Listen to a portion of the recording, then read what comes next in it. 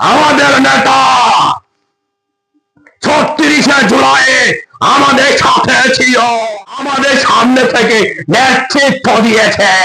উপদেষ্টা আসিফ মাহমুদ সজীব ফুলিয়াকে কিছু বলবো না, বাস নিছে ভাই, কেন বাস নিছে থেকে তুমি যে জিনিসগুলো পরে আছো, তোমার কোট টাই প্যান্ট একটাও ঠিক থাকবে না, একটাও ঠিক থাকবে না, সাবধান হয়ে যা বলতেছি। জামায়াত নেতা এটিএম আজহারুলকে নিয়ে এবং জামায়াতের নিবন্ধন, শায়েখে সরমনাই, তার মেয়র ঘোষণা, এরপরে হেফাজতে ইসলামের নেতাদের মামলা নিয়ে যে টালবাহানা, যেই নাটক, এই সরকারের মধ্যে ঘাপটি বেড়ে থাকা আওয়ামী লীগের দালালেরা যারা এখনো রয়ে গেছে, তারা এই ঘাপটি মেরে যেই সমস্যাগুলো তৈরি করতেছে, তারা মনে করতেছে যে আবারও এই দেশে আবার রাজত্ব ফিরে আসবে।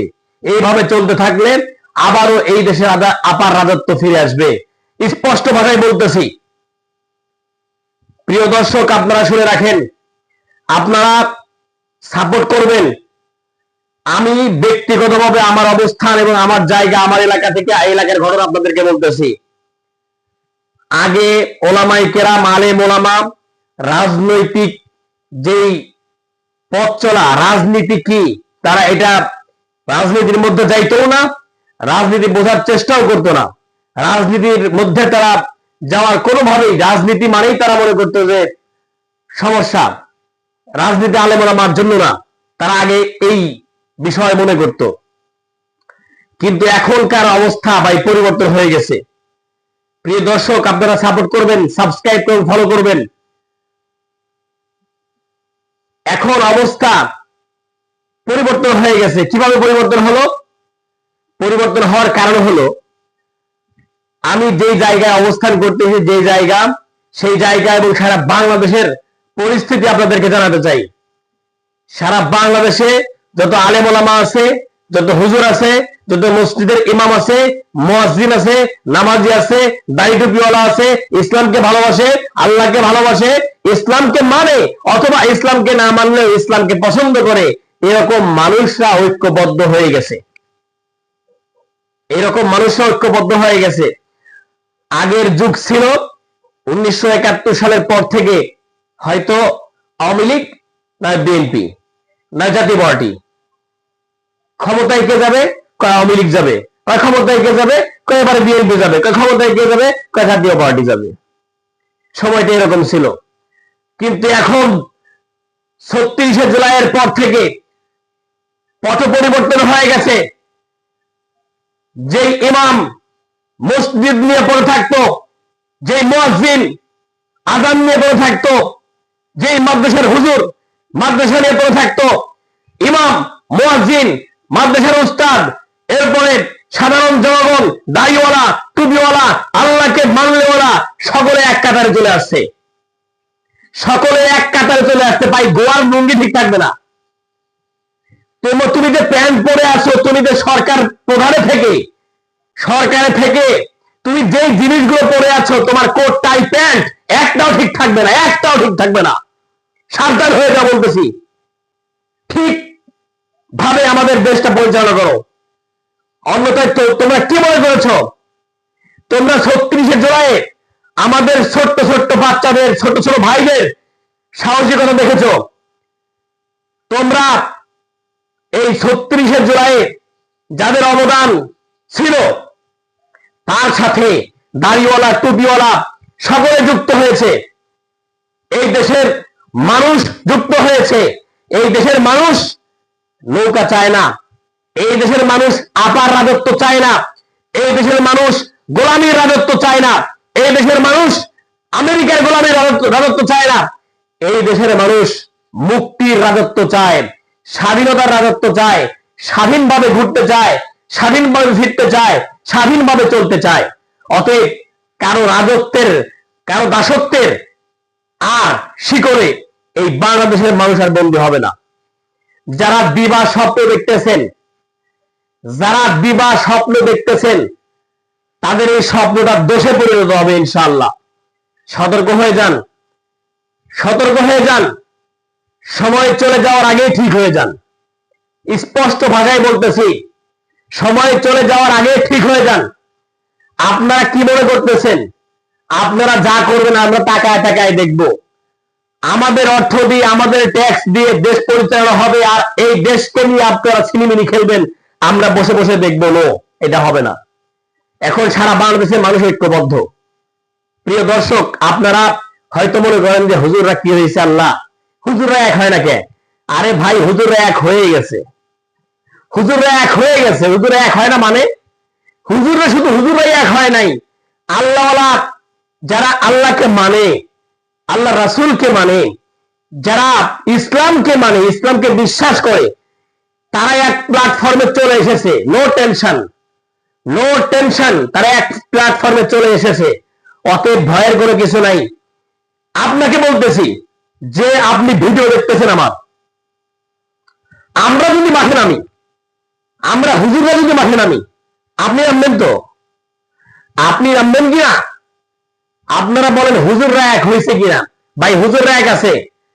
আপনি এই দেশকে ভালোবাসলে দল মত ধর্ম বর্ণ নির্বিশেষে মাঠে নামবেন কিনা? যদি আরো একটি বিপ্লবের সম্ভাবনা তৈরি হয়, যদি আরো একটি বিপ্লব ঘটাইতে হয়, সেই বিপ্লবের অংশীদারিত্ব আপনারা নেবেন কিনা, সেই কথা আপনারা আমার কমেন্ট বক্সে জানিয়ে যাবেন। সেই কথা আপনারা আমার কমেন্ট বক্সে জানিয়ে যাবেন। আমরা নামতেছি। আমরা আগে নামতাম না, আমরা শুধু দেখতাম। আমরা শুধু দেখেছি, আলেম ওলামা শুধু দেখেছে দেশের কি অবস্থা, পেপার পত্রিকায় দেখার চেষ্টা করেছে। আলেম ওলামা মাঠে নেমেছে, আলেম ওলামা মাঠে নেমেছে, আলেম ওলামা রাজনীতিতে ঢুকে পড়েছে। কি মনে করতেছেন আপনারা? কি মনে করতেছেন? এই দেশের 100% আলেম ওলামার মধ্যে 60% আলেম ওলামা রাজনীতির মধ্যে ঢুকে গেছে। 60% আলেম ওলামা, দাড়িওয়ালা টুপিওয়ালা ইমাম মুয়াজ্জিন রাজনীতির মধ্যে ঢুকে গেছে 60%। আর হুজুররা পাগড়ি মাথা থেকে যখন মাথায় বাঁধে অবস্থা কি হয় আপনারা তো জানেনই। মাথা থেকে যখন মাথায় বাঁধে পাগড়ি, অবস্থা কি হয় সেটা আপনারা জানেনই। অতএব এই দেশকে আবারও স্বাধীন করতে, এই দেশের মানুষকে ভালো রাখতে, এই দেশকে ভালো রাখতে, মাতৃভূমিকে ভালো রাখতে হুজুররা ঐক্যবদ্ধ আছে, আল্লাহকে মান্যওয়ালারা ঐক্যবদ্ধ আছে, এই দেশকে ভালোবাসনেওয়ালারা ধর্ম বর্ণ নির্বিশেষে তারা সবাই ঐক্যবদ্ধ আছে। এই দেশের সরকার প্রধানদেরকে সতর্ক করতেছি, আপনারা মেহেরবানি করে যদি আপনার গদি ঠিক রাখতে চান, আপনি যেই গদিতে বসে আছেন, আমি আসিফ নজরুল সাহেবকে কিছু বলবো না, আমি তাকে বলতেছি না, আমাদের স্থানীয় সরকার মন্ত্রণালয়ের আমাদের উপদেষ্টা, ছাত্র উপদেষ্টা আসিফ মাহমুদ সজীব ফুল্লাকে কিছু বলবো না, কিছু বলবো না, আমি তাকে বলতেছি না। আসিফ নজরুল সাহেবকেও কিছু বলবো না, তাকেও কিছু বলবো না। ভাই, অনেক সিস্টেম আছে ভাই, রাজনীতি কঠিন একটা জিনিস। মনে করেন আমি রাজনীতি করি, আমার একটা দল আছে, আমি সরকার প্রধানে আছি, তো আমি সরকার প্রধানের থেকে বিরোধী দলে কি হয়, তাদের কি চালচলন, আমি তো ডাইরেক্ট সেখানে আমার দলের লোক পাঠায়া তাদের খবর আমি জানতে পারবো না, অসম্ভব, জানা সম্ভব হবে না। তখন আমি কি করব, আমি আমার একটা লোক আমার বিরুদ্ধে দাঁড় করাবো। আমি তাকে বলে দেব যে তুমি সবসময় আমার বিরুদ্ধে কথা বলবা, সবসময় আমার বিরুদ্ধে কথা বলবা, আমাকে নিয়ে কথা বলবা, আমার শাসন নিয়ে কথা বলবা, যাতে করে জনগণ তোমাকে মনে করে তুমি নিরপেক্ষ, অথচ তুমি কাজ করবা আমার। এইভাবে তুমি যখন কথা বলবো আমার বিরুদ্ধে, কথা বললে জনগণ গিয়ে তোমার কাছে তাদের পরিকল্পনা বলবে যে হ্যাঁ হ্যাঁ হ্যাঁ স্যার, আমরা এই করতে চাই, সেই করতে চাই, তাইলে এই খবরগুলো অটোমেটিক তুমি আমাকে জানাই দিবা। তুমি তো আমারই লোক, তুমি আমার বিরুদ্ধে কথা বললে তোমার কোনো সমস্যা নাই, কোনো ক্ষতি নাই, তোমাকে কিছু বলবো না, কিছু করবো না তোমাকে, তুমি আমার পক্ষে কাজ করবা। কিন্তু জনগণ যেন বুঝতে পারে আমাদের নেতা 36শে জুলাই আমাদের সাথে ছিল, সবাই যেন এই কথা বলে, আমাদের সামনে থেকে নেতৃত্ব দিয়েছে, এই কথা যেন সবাই মনে করে, এটা যেন মনে করে সবাই। এই জন্য তুমি এভাবে কাজ করবা।